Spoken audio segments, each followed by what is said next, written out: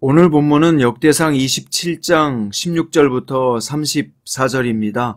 그 중에서 31절부터 34절까지 읽겠습니다. 다윗 왕의 재산을 맡은 자들이 이러하였더라.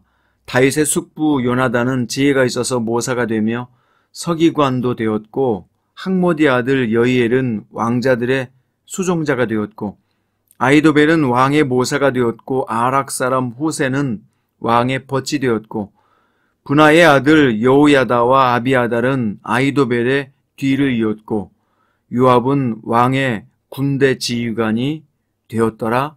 아멘. 오늘 말씀의 제목은 위대한 심음이 위대한 결실을 거둔다 입니다. 본문은 다윗의 행정조직의 후반부인데 각 지파를 관할하도록 임명된 지방 행정관들의 명단이 기록되어 있습니다. 다윗이 행정구역을 재편성하고 지파들을 대표하는 행정관들을 임명한 것은 자신의 통치력을 강화하기 위함이 아니라 그동안 각 지파별로 분산되어 있었던 행정력을 중앙정부와 원활한 교류와 효율적인 행정 업무를 도모하기 위한 것이었습니다. 따라서 다윗의 정부는 강력한 중앙집권 국가이면서 동시에 각 지파의 특성과 자율성을 인정해주는 그런 체제였습니다. 특히 레위 지파의 두 사람이 지휘관으로 임명된 것은 거룩한 일을 우선순위에 두고자 하는 다윗의 신앙적 열심에서 나온 것입니다. 23절과 24절에 보면 실패로 끝난 다윗의 인구조사를 언급하고 있는데요. 여기서 다윗이 국력을 과시하는 교만한 마음에서 인구조사를 실시했지만 20세 이하의 인구는 조사하지 않은 것은 하늘의 별과 같이 많게 해주시겠다는 하나님의 약속을 믿었기 때문이라고 말씀하고 있습니다. 25절부터 31절은 다윗의 참모들과 궁전 안에서 헌신하고 봉사하는 자들에 대한 기록입니다. 사실 고대 군주 국가들은 왕실의 재정이 백성들의 세금으로 충당되었기 때문에 항상 무거운 세금은 백성들의 빈곤의 문제를 야기시켰습니다. 다윗은 이런 폐단을 없애기 위해 재정 전문가로 하여금 왕의 소유와 재산을 잘 관리함으로써 백성들에게 부담을 주지 않을 뿐 아니라 왕실 사업을 차질 없이 수행해 나아갈 수 있게 했습니다. 우리는 여기서 백성들의 주머니 사정을 배려하는 다윗의 선한 마음을 느낄 수 있습니다. 32절과 34절은 다윗 왕의 참모들에 대한 기록이에요. 다윗은 모든 면에서 탁월한 지혜와 능력을 지니고 있었지만 전문 분야에 대해서는 혼자 결정하지 않고 주변 참모들로부터 올바른 자문을 받는 구조로 편성했습니다. 다윗 왕의 손자인 르호보암이 이 구조를 깨트리면서 홀로 왕노릇하려 하다가 나라가 두 동강 나게 되죠. 본문의 결론은 다윗이 하나님의 선택을 받은 이스라엘이 하나님 앞에 합당한 나라가 되고 견고한 나라가 되어 번영과 평화를 누리도록 국가의 조직을 정비하고 합당한 인재를 뽑아 등용시켰습니다. 다윗은 자신이 왕으로서 감당해야 될 책임과 사명을 다한 것입니다. 이런 노력의 결과로 온 나라가 안정되고 부정부패가 사라지고 자연스럽게 부강하게 되었습니다. 이런 효율적인 행정조직이 솔로몬 시대에는 빛을 발하여 나라가 역사상 가장 발전하고 왕성하게 일어나게 됩니다. 다윗은 심는 역할을 했다면 아들 솔로몬은 거두는 역할을 했던 것이죠. 우리나라에도 이런 다윗과 같은 위대한 대통령이 나오기를 기도하게 됩니다. 갈라디아서 6장 7절에서 바울은 이렇게 권면했습니다. 스스로 속이지 말라. 하나님은 업신여김을 받지 아니하시나니 사람이 무엇으로 심든지 그대로 거두리라. 9절에 우리가 선을 행하되 낙심하지 말지니 포기하지 아니하면 때가 이름에 거두리라.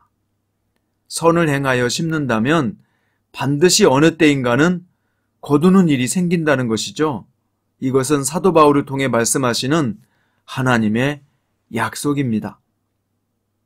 저희 교회 앞에서 계신 농부의 사계절을 지켜보면 봄에는 밭을 갈고 씨를 뿌리거나 모종을 심습니다. 농부가 씨를 뿌리면서 아까워하는 것을 본 적이 있습니까? 물에 떠내려가는 것처럼 묘목을 바라보며 어쩔까나 하고 우울해합니까? 아니죠. 힘차게 씨를 뿌리고 열심히 모종을 심습니다. 왜요? 이게 헛된 일이 아니라 곧 수확을 거둘 것이라고 확신하고 있기 때문이죠. 이것은 믿음의 법칙과도 같습니다. 믿음은 바라는 것들의 실상이요 보이지 못하는 것들의 증거니라. 내가 심은 이것이 쓸어 없어지지 않고 많은 열매를 거둘 것이라는 믿음의 법칙 말입니다. 농부의 봄은 고단하지만 희망을 심는 계절입니다.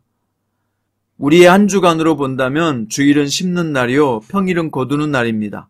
기도가 심는 것이라면 응답은 거두는 것이요 전도가 심는 것이라면 회심은 거두는 것입니다. 헌신과 봉사가 심는 것이라면 칭찬과 상급은 거두는 것이요 충성이 심는 것이라면 면류관으로 거두는 것이죠.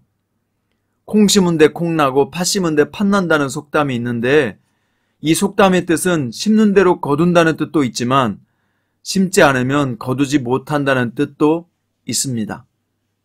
좀 더 자세하게 다윗의 모범을 우리 개인 생활에 적용해 봅시다. 지금 내 삶의 규범을 찾고 신앙적으로 잘 살기 위해서는 우선 자신의 생활의 패턴을 좀 살펴보세요.